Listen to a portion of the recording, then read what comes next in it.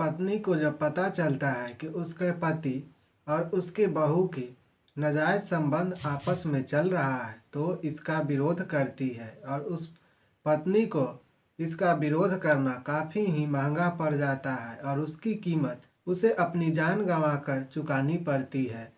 तो नमस्कार, आदाब, सत श्री अकाल। मैं आशुतोष सांडिल, आप देख रहे हैं क्राइम भूमि। दोस्तों, फिर से इस बढ़ती जुर्म की दुनिया में एक नई क्राइम कहानी लेकर आप सबों के बीच हूँ। तो आज की यह सच्ची घटना बेहद ही हैरान करने वाली है। तो आज की यह सच्ची घटना बिहार के जमुई से है। बिहार के जमुई में झाझा थाना क्षेत्र अंतर्गत बलुआडीह एक गांव है। वहीं पे 55 से 60 उम्र के लगभग एक बालदेव यादव रहते हैं। वो बालदेव यादव की पत्नी का नाम संपतिया देवी था।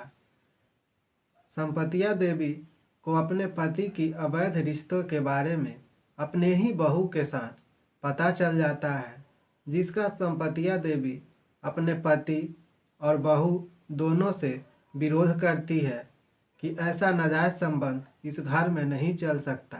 यह रिश्ते को तार तार करने वाली है। ये किसी भी प्रकार से मंजूर नहीं किया जा सकता। जिसके बाद सभी घर वाले मिलकर संपतिया देवी का ही उल्टे विरोध करना शुरू कर देते हैं।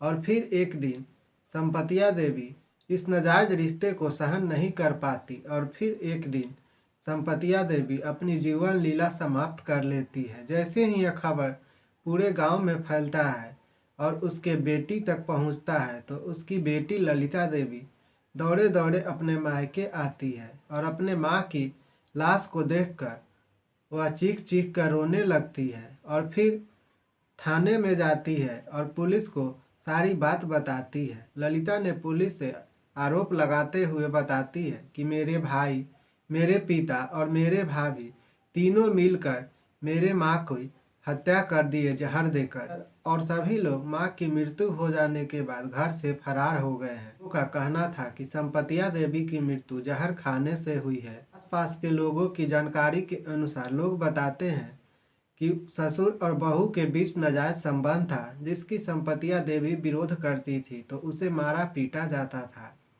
लेकिन एक दिन संपतिया देवी इस नाजायज संबंध को सह नहीं सकी और फिर जहर देकर उसे मार दिया गया, जिससे संपतिया देवी की जहर खाने से मृत्यु हो गई। गाँव वालों ने यह भी बताया कि संपतिया देवी गांव और अपने रिश्तेदारों को ये सारी बात बताती थी और ससुर और बहू के बीच नाजायज संबंध खत्म करवाने के लिए बोलती थी।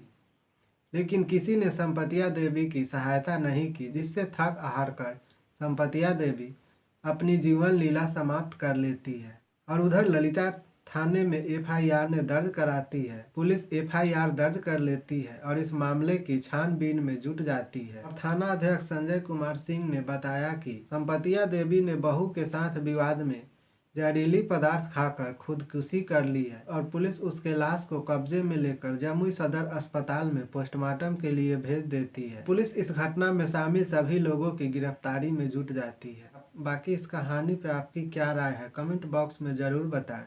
यह कहानी सुनाने की उद्देश्य किसी की दिल दुखाना और भावनाओं के साथ खिलवाड़ करना नहीं है, बल्कि आपको जागरूक करना है ताकि आप सतर्क रहें, सुरक्षित रहें। मिलते हैं फिर इसी तरह की नई क्राइम कहानी लेकर अगले वीडियो में। तब तक के लिए रखिए आप अपना ख्याल। जय हिंद, जय भारत, शुभ रात्रि।